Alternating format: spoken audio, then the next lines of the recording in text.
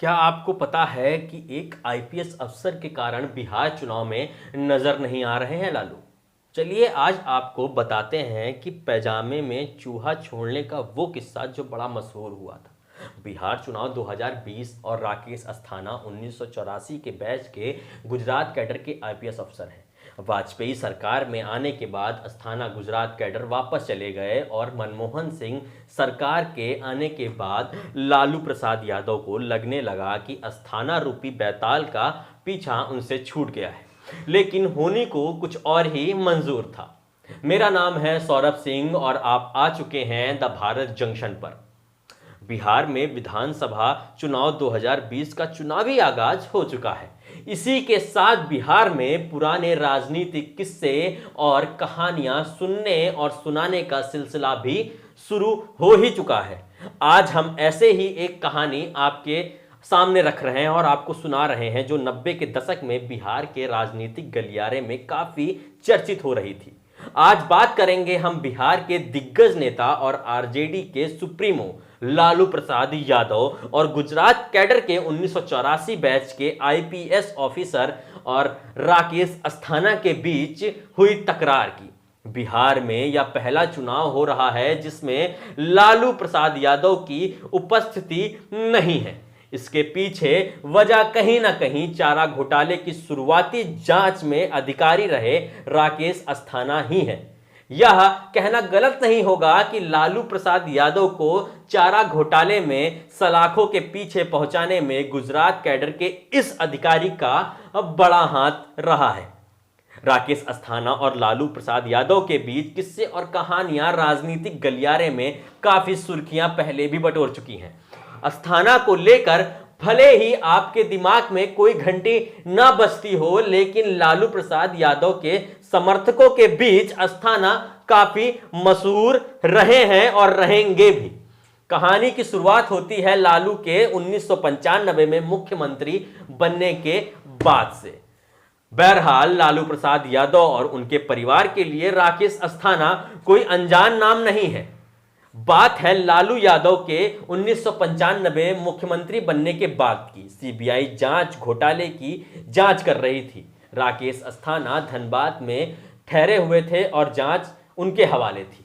तब झारखंड अलग राज्य नहीं हुआ करता था। जांच के सिलसिले में अस्थाना और उनके साथी अफसर पटना में लालू से पूछताछ करने पहुंचे, पर लालू यादव से पूछताछ तो दूर, मुलाकात संभव नहीं हो पा रही थी।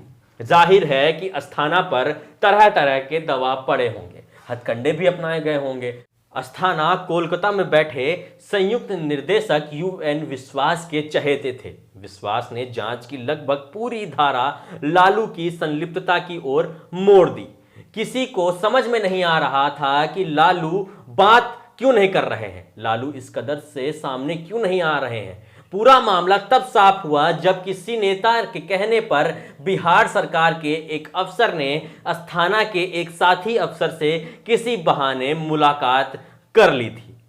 मुलाकात में साफ हुआ कि लालू प्रसाद यादव को दरअसल उनके कुछ समर्थक सीबीआई से मिलने से रोक रहे हैं। लालू के नजदीकी राष्ट्रीय जनता दल के कुछ नेता बेहद डरे हुए थे। उन्होंने सुन रखा था कि सीबीआई पूछताछ के दौरान अस्थाना पीटते भी हैं।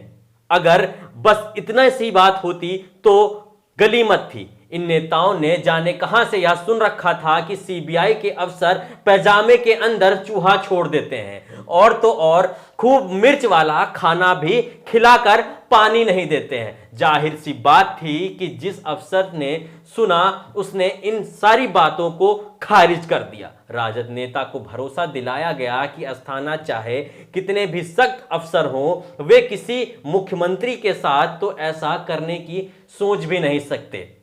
अस्थाना चाहे लालू प्रसाद यादव से कितनी भी इज्जत से पेश आए हों, लेकिन यह भी सच है कि लालू प्रसाद यादव को चारा घोटाले में जेल का मुंह दिखाने वाले वही थे।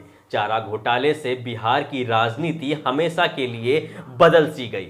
वाजपेयी सरकार आने के बाद अस्थाना गुजरात कैडर वापस चले गए और मनमोहन सिंह सरकार आने के बाद लालू को लगा कि अस्थाना रूपी बैताल का पीछा उनसे छूट गया है, लेकिन होनी को तो कुछ और ही मंजूर था।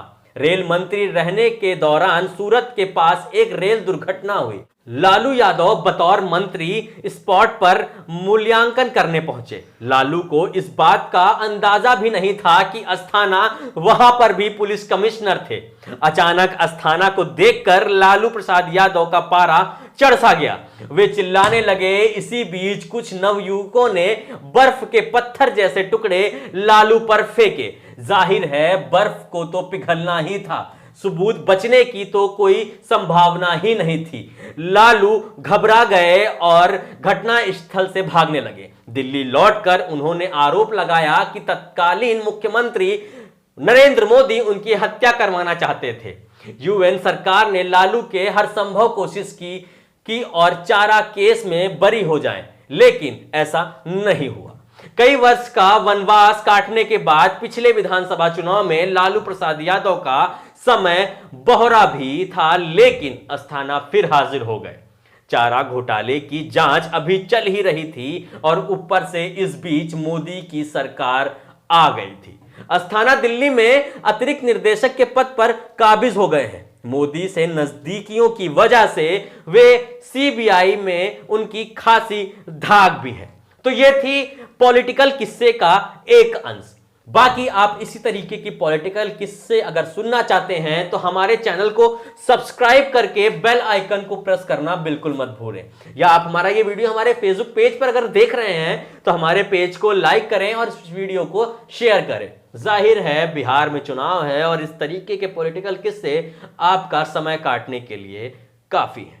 बाकी वीडियो देखने के लिए धन्यवाद।